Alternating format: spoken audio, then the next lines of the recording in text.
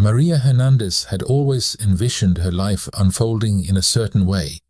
As a successful businesswoman, she had climbed the corporate ladder, amassing wealth and prestige. Now, at the age of 35, she was eagerly anticipating the next chapter of her life, motherhood. The day Maria went into labor was one she had meticulously planned for. She had the finest obstetrician, the most luxurious birthing suite, and a wardrobe of designer maternity wear that would make any expectant mother envious. This child, her firstborn, was meant to be the crowning jewel in her perfect life. As the contractions intensified, Maria gripped the hospital bed, her manicured nails digging into the pristine sheets. She had spent countless hours imagining this moment, picturing the perfect baby she would hold in her arms. Flawless skin, rosy cheeks, and a head full of dark hair. Nothing could have prepared her for what was about to unfold.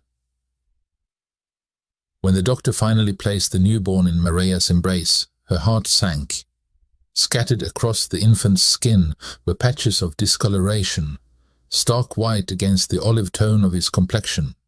Maria's eyes widened in shock, and she felt a wave of nausea wash over her. "What is this?" she demanded, her voice trembling. "My baby isn't supposed to look like this." The doctor, sensing Maria's distress, gently explained. "Your son has a condition called vitiligo. It's a harmless skin disorder that causes the loss of pigmentation in certain areas. It's quite common, and many people live with it without any issues." Maria's mind raced, her carefully constructed vision of motherhood crumbling before her eyes. "But he's not supposed to look like this," she repeated, her voice laced with disgust. "I can't have a child with a defect." The doctor tried to reassure her, but Maria's focus had already shifted.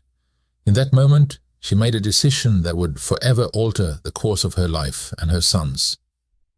"Take him away," Maria demanded, her eyes brimming with tears. "I can't. I won't keep him. Find him a new home." The doctor was taken aback by Maria's callous response, but he knew better than to argue with a woman of her stature and influence. Reluctantly, he arranged for the newborn to be placed in the care of the hospital's adoption services, leaving Maria alone in the room, her dreams of a perfect family shattered. As the hours passed, Maria's guilt and shame slowly gave way to a sense of relief. She had made the right choice, she told herself, convincing herself that she could not possibly care for a child with such a visible difference. After all, her reputation and social standing were everything. How could she possibly introduce a son with vitiligo to her high society friends and colleagues? In the days that followed, Maria threw herself back into her work, burying the memory of her firstborn son deep within her psyche. She would go on to have 3 more children, all of them perfect in her eyes, and build an empire that would make her the envy of her peers. But the shadow of her past decision would linger, haunting her in the quiet moments when she allowed herself to reflect on the life she had chosen. Meanwhile, the infant boy she had so callously rejected was adopted by a loving couple, the Johnsons, who welcomed him with open arms. They named him Michael and vowed to provide him with the unconditional love and support he deserved. Little did they know the challenges that lay ahead, or the profound impact their new son would have on the woman who had once turned her back on him. Michael Johnson's early years were marked by a sense of belonging and unconditional love that his birth mother, Maria, had denied him. From the moment the Johnsons welcomed him into their home, they made it their mission to ensure he felt cherished and accepted. As an infant, Michael's vitiligo patches had been a source of distress for Maria, but the Johnsons saw them as nothing more than a unique part of their son's identity. They educated themselves on the condition, learning about its causes and the common misconceptions that surrounded it. With their guidance, Michael grew to understand that his appearance was not a flaw, but rather a testament to his individuality. The Johnsons' unwavering support was especially crucial during Michael's early school years. Despite their efforts to prepare him for the challenges he might face, the young boy still struggled with the cruel taunts and stares of his peers. Memories of those painful moments would linger, but the Johnsons were always there to remind him of his inherent worth. "You are so much more than your skin, Michael," his mother would say, gently tracing the vitiligo patches on his face. "What makes you special is the kindness in your heart and the strength of your character." As Michael grew older, he began to internalize these messages of self-love and acceptance. He found solace in the Johnsons' unwavering support and the knowledge that he was cherished for who he was, not in spite of his condition. This foundation of unconditional love would prove to be the bedrock upon which he would build his resilience and self-confidence. One day, when Michael was 10 years old, he came home from school with his head hung low, his eyes brimming with tears. A group of bullies had cornered him during recess, mocking his appearance and calling him derogatory names. The Johnsons listened intently as their son recounted the incident, their hearts breaking at the pain he had endured. "I just wish I could be normal like the other kids," Michael said, his voice trembling.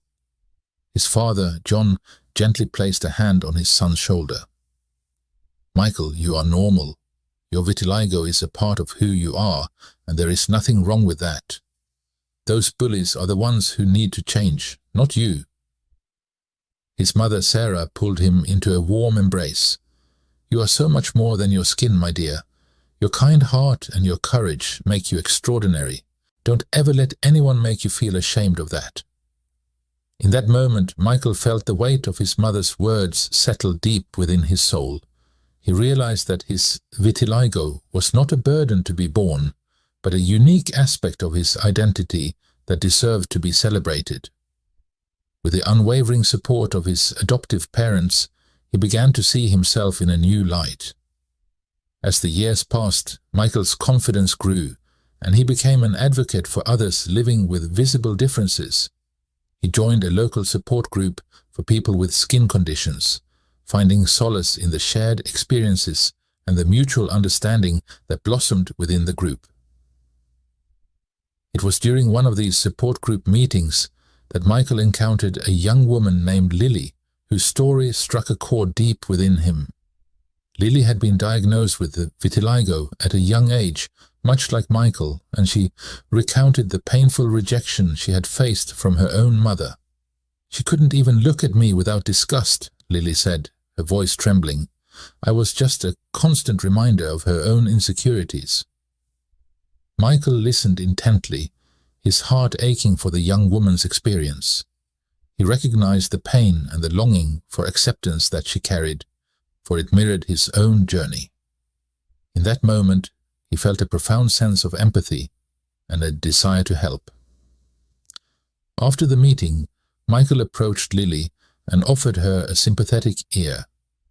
They spoke for hours, sharing their stories and finding solace in the knowledge that they were not alone.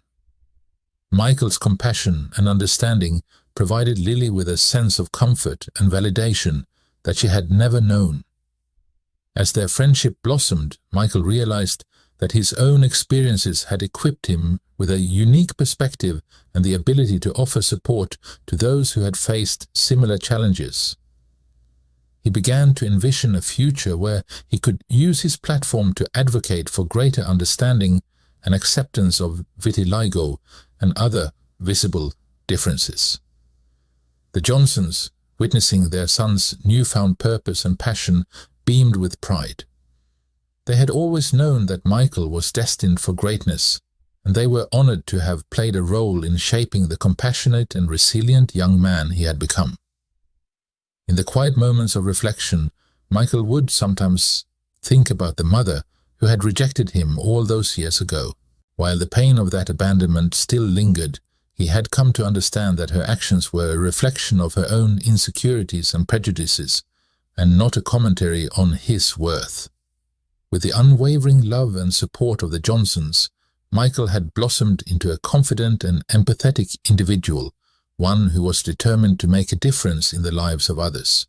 As he looked towards the future, he knew that his journey had only just begun, and he was ready to embrace the challenges and opportunities that lay ahead. Maria Sanchez had it all: a successful career as a high-powered executive, a beautiful home in an exclusive neighborhood, and a seemingly perfect family. On the surface, her life appeared to be the epitome of the American dream, but beneath the glossy facade, cracks were beginning to show. It had been 25 years since the day she had given up her firstborn son, Michael, for adoption. That decision, made in a moment of fear and ignorance, had haunted her ever since.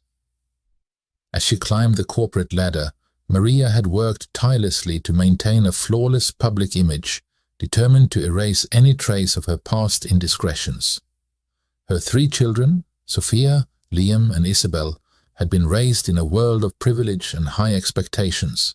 From a young age, they had been groomed to uphold the family's reputation, to excel in their studies, and to one day take their place among the elite. Maria had poured her heart and soul into ensuring that her children would never want for anything, showering them with material comforts and the trappings of wealth. But as the years passed, Maria began to notice subtle changes in her children's behavior. Sophia, the eldest, had become increasingly obsessed with maintaining a perfect social media presence, constantly seeking validation from her peers. Liam, the middle child, had developed a taste for expensive hobbies and a lavish lifestyle, often indulging in extravagant purchases without a second thought. Isabel, the youngest, had grown distant and withdrawn, preferring to spend her time immersed in the virtual world rather than engaging with her family. Maria couldn't help but wonder if she had somehow failed her children, if her relentless pursuit of perfection had come at the cost of their emotional well-being. As the pressure to maintain the family's image intensified, Maria found herself struggling to keep up. The demands of her job, the constant social obligations, and the need to ensure that her children's lives were flawless had taken a toll on her physical and mental health. One day, during a routine checkup, Maria's doctor delivered a devastating diagnosis. She had a rare and aggressive form of cancer. The news hit her like a ton of bricks, shattering the carefully constructed facade of her perfect life. Suddenly, Maria found herself facing a new set of challenges. The mounting medical bills, the grueling treatment regimen, and the uncertainty of her prognosis all weighed heavily on her. In a moment of desperation, she made the decision to entrust her considerable wealth to her 3 children, hoping that they would use it to support her during this difficult time. But as the weeks turned into months, Maria's condition continued to deteriorate, and her children's visits to the hospital became fewer and farther between.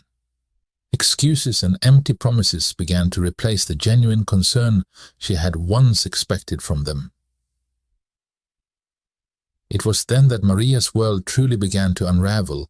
She watched in horror as her children's true colors were revealed, their materialistic values and lack of empathy becoming painfully apparent. The very wealth she had entrusted to them had become a wedge that drove them further apart, eroding the fragile bonds of family that she had once taken for granted. Abandoned and betrayed, Maria found herself facing a future that was far from the perfect life she had envisioned. As she lay in her hospital bed, struggling to come to terms with the consequences of her own actions, a glimmer of hope emerged in the form of a familiar face, the face of the son she had once rejected.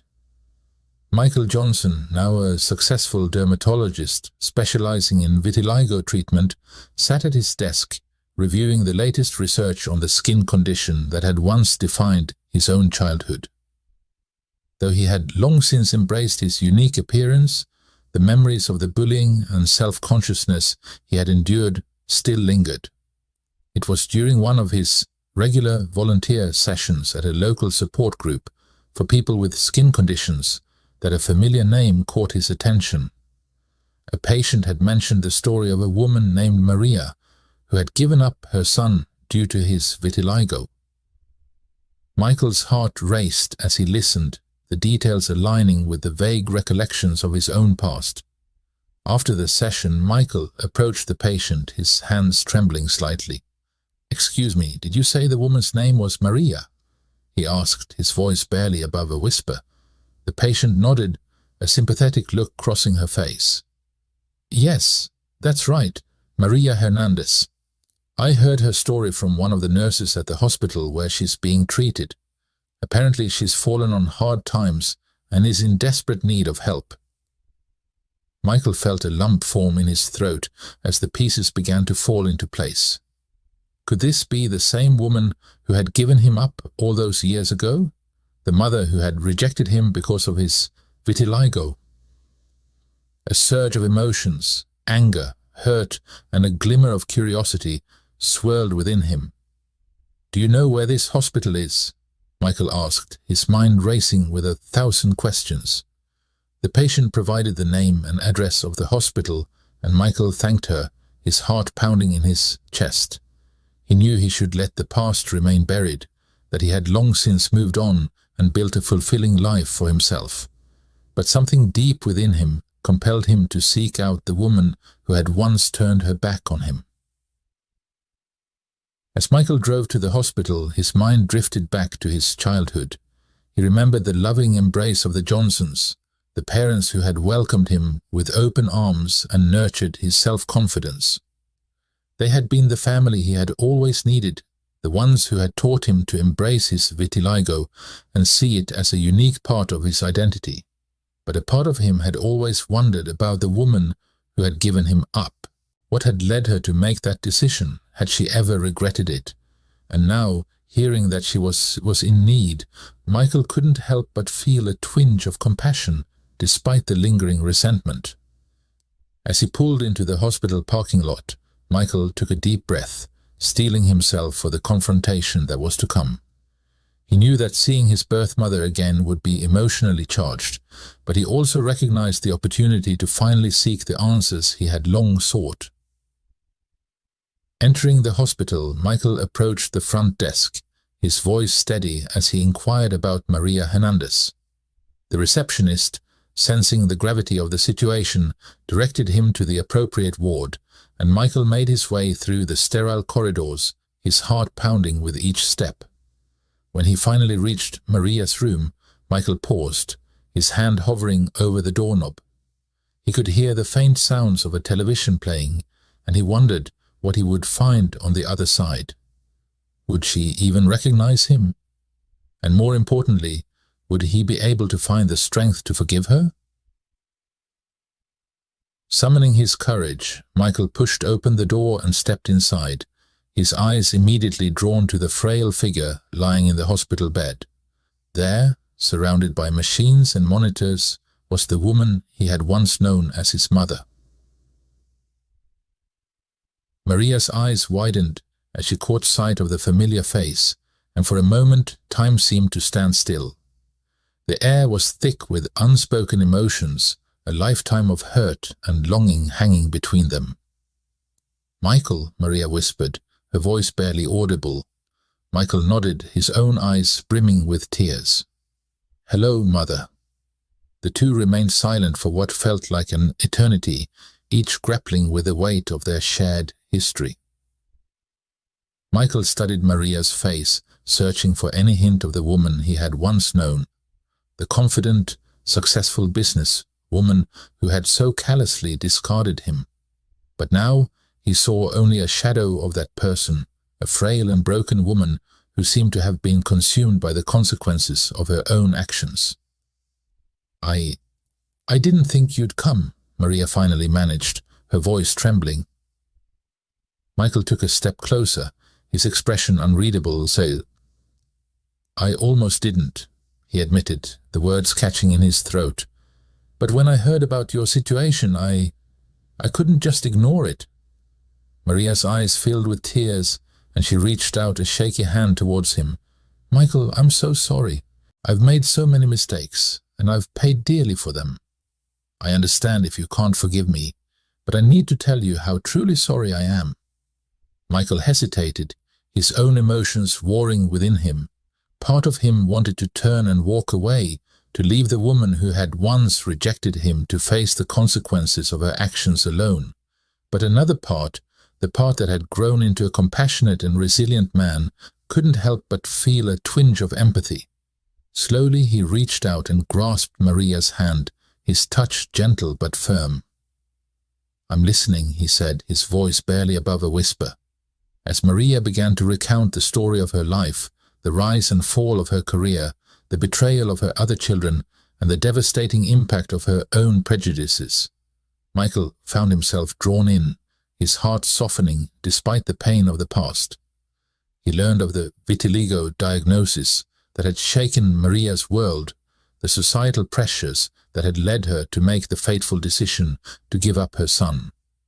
And as he listened, Michael couldn't help but feel a sense of understanding, a recognition of the complex web of emotions and misconceptions that had shaped his mother's actions. In the quiet moments that followed, Michael and Maria began to forge a tentative connection, their shared history a bridge that spanned the chasm of their past. And as they spoke, Michael realized that the path to forgiveness, though arduous, might just be within reach.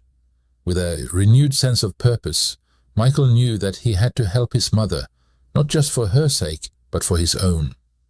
The chance to heal the wounds of the past, to find redemption and closure, was too powerful to ignore. As the sun began to set outside the hospital window, Michael squeezed Maria's hand, a glimmer of hope in his eyes. "I'm here, Mother," he said, his voice steady, "and I'm going to help you." The tension in the hospital room was palpable as Michael confronted Maria's 3 children, Sarah, David, and Olivia. After years of neglect and betrayal, they now stood face to face, their guilt and defensiveness palpable. "How could you do this to your own mother?" Michael demanded, his voice laced with a mixture of anger and disbelief. "You promised to take care of her, and instead you drained her accounts and left her to suffer alone." Sarah, the eldest, shifted uncomfortably, her manicured nails tapping against the arm of the chair. "We were just trying to protect our inheritance. Mum was always so controlling, and we needed to make sure our futures were secure." David, the middle child, nodded in agreement. "She had more than enough money. We were just taking what was rightfully ours." Olivia, the youngest, remained silent, her eyes downcast, unable to meet Michael's accusatory gaze. Michael shook his head in disgust. "Rightfully yours. This is your mother we're talking about, not some distant relative. She trusted you and you betrayed her." The siblings exchanged uneasy glances, the weight of their actions finally sinking in. Michael seized the opportunity to continue, determined to make them understand the gravity of their choices. "Do you have any idea what your mother has been through? The pain and humiliation she's endured because of your selfishness?" He paused, letting the question hang in the air. "She's sick, alone, and struggling to pay her medical bills because of you." Sarah opened her mouth to speak, but Michael cut her off. "No, you don't get to make excuses. Your greed and materialism have destroyed this family, and now you're going to help me make things right." Olivia finally found her voice, her eyes brimming with tears. "What do you mean? What are you going to do?" Michael's expression softened slightly, sensing the glimmer of remorse in Olivia's words. "I'm going to help your mother recover her assets and get the medical care she needs. And you 3 are going to assist me, whether you like it or not." The siblings exchanged uneasy glances, the weight of their actions finally sinking in. Michael seized the opportunity to continue, determined to make them understand the gravity of their choices. "Do you have any idea what your mother has been through? The pain and humiliation she's endured because of your selfishness?" He paused, letting the question hang in the air. "She's sick, alone, and struggling to pay her medical bills because of you." Sarah opened her mouth to speak, but Michael cut her off. "No, you don't get to make excuses. Your greed and materialism have destroyed this family, and now You're going to help me make things right." Olivia finally found her voice, her eyes brimming with tears. "What do you mean? What are you going to do?" Michael's expression softened slightly, sensing the glimmer of remorse in Olivia's words. "I'm going to help your mother recover her assets and get the medical care she needs, and you three are going to assist me, whether you like it or not." The siblings exchanged uneasy glances, clearly reluctant to cooperate. Michael knew he would have to appeal to their sense of responsibility and the consequences of their actions. "Look, I get it. You're used to living a certain lifestyle, and you don't want to give that up. But your mother's life is at stake here. Do you really want to be responsible for her death?" He paused, letting the gravity of his words sink in.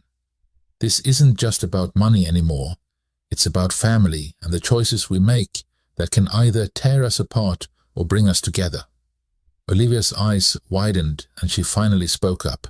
I don't want that. I never meant for things to go this far. I just wanted to be able to take care of myself, like Mum always did." David and Sarah remained silent, their expressions a mix of guilt and defiance. Michael nodded, sensing an opening. "I know it's not easy to admit when we've made mistakes, but the first step is acknowledging them. Your mother is willing to forgive you, but you have to be willing to make amends." He turned to the other two siblings, his gaze unwavering. "And that means working with me to recover the assets you stole and ensuring your mother gets the care she needs. It's time to put family first, not your own selfish desires." The room fell silent as the siblings grappled with Michael's words. The weight of their actions, the consequences of their choices, and the possibility of redemption hung in their air, a palpable tension that demanded resolution. Michael knew this would be a difficult process, but he was determined to see it through. For Maria's sake, and for the sake of the family they could still become, he would guide them towards forgiveness and reconciliation. The path ahead would be challenging, but Michael was ready to face it head-on, armed with the strength of his own resilience and the power of unconditional love. Maria's health had steadily improved over the past few months, thanks to Michael's unwavering support and the family's newfound commitment to reconciliation. The once strained relationship between mother and son had blossomed into a deep, understanding bond, built on a foundation of forgiveness and a shared desire to move forward. As Maria sat in the sunlit living room of her modest apartment, she couldn't help but reflect on the remarkable journey that had brought them to this point. Gone were the days of her lavish lifestyle and the materialistic values that had once defined her. In their place, she found a newfound appreciation for the simple joys in life, the warmth of her son's embrace, the laughter shared with her grandchildren, and the opportunity to make amends for the past. Michael had been instrumental in this transformation, guiding his mother through the process of recovery, both physically and emotionally. He had not only helped her regain her financial footing, but had also encouraged her to confront the deep-seated prejudices that had once led her to reject him. "Mum, I know it hasn't been easy, but I'm so proud of you for how far you've come," Michael said, settling onto the couch beside her. "The way you've embraced your vitiligo and used your story to inspire others, it's truly remarkable." Maria reached out and squeezed his hand, her eyes shining with unshed tears. "And I have you to thank for that, my son. If you hadn't come back into my life, I don't know where I'd be. Your forgiveness has been the greatest gift I could have ever received." They sat in comfortable silence for a moment, both reflecting on the journey that had brought them to this point. Maria knew that the road to redemption had been long and arduous, but she was grateful for every step along the way. "You know, I've been thinking a lot about the future and how I can use my story to make a difference," Maria said, her voice filled with determination. "I want to start a foundation, one that focuses on vitiligo awareness and education. I want to help people like you, Michael, who have had to endure the pain of prejudice and rejection." Michael's eyes widened and a smile spread across his face. "That's an incredible idea, Mom. I'd be honored to help you get it off the ground.